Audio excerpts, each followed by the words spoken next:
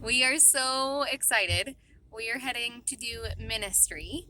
And normally, before COVID and everything happened, we had ministry in two different locations. So we would do it in Bosa and in Soacha. And Soacha is just outside of the city of Bogota. And it has been more closed than even Bosa. And so we've really had a hard time even going and visiting those kiddos. Well, normally when we did kids clubs on Saturdays, and I'll put some pictures right up over here. Normally when we did kids clubs on Saturdays, we would do it inside like a closed in apartment complex, but the complex won't let us go back in. And so they've got all sorts of restrictions and rules, but we have a group of missionaries from Rio Grande, from a Bible Institute in Texas, that are here visiting us. And they're actually visiting to help various churches, but today they are coming to help us out. And so we're going to have the kids come outside of the apartment complex, which normally with just my husband and I and one other helper, there's no way. It's going to be quite a few kiddos, and just for safety, we cannot do that. And also we have to be really cautious because it's still not necessarily allowed to meet as churches.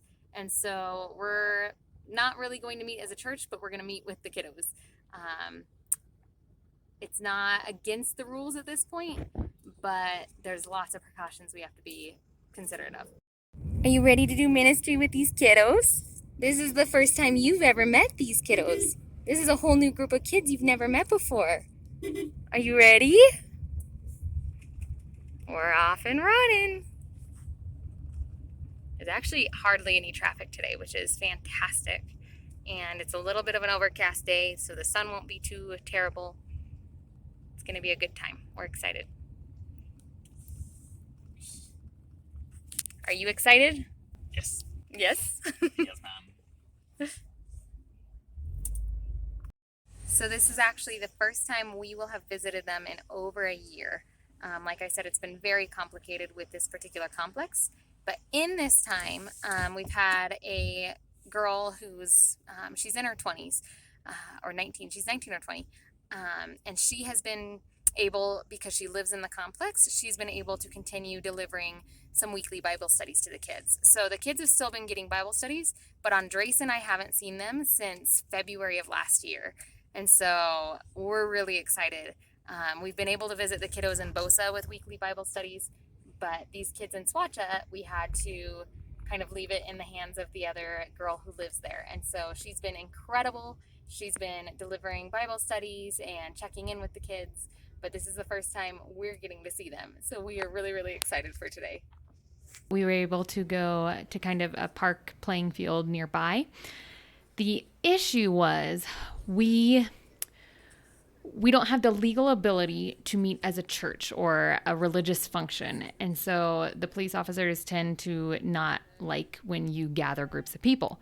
But because it's an open park or open area and it's legal to be in the parks right now, we just allowed whoever came to come. We didn't really invite because then it would be like our function.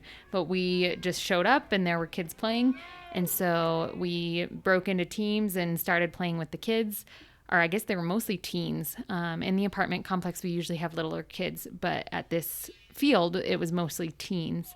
And so we would just play with them and had conversations as they played. And then the majority of the ministry actually happened on the sideline. So we did kind of a rotating teams. Every 2 goals, if you scored 2 goals, then your team stayed and the other team was out, and they switched teams. So there were probably about 6 or 7 teams of 5 players.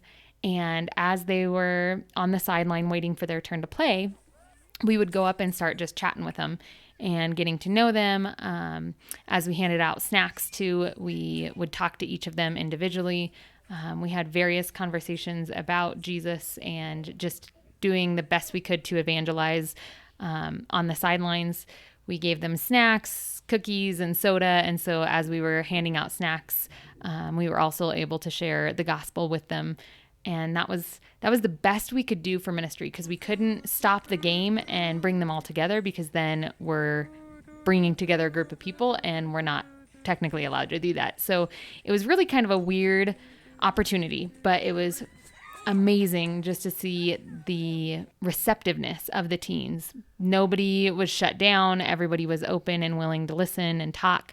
So it was a really cool ministry opportunity. We would have loved to share a Bible story and have visuals or even a theater sketch, things like that. But unfortunately, that's not necessarily possible at this time. And at the same time, we are just so thankful and grateful that God provided this opportunity as it was provided.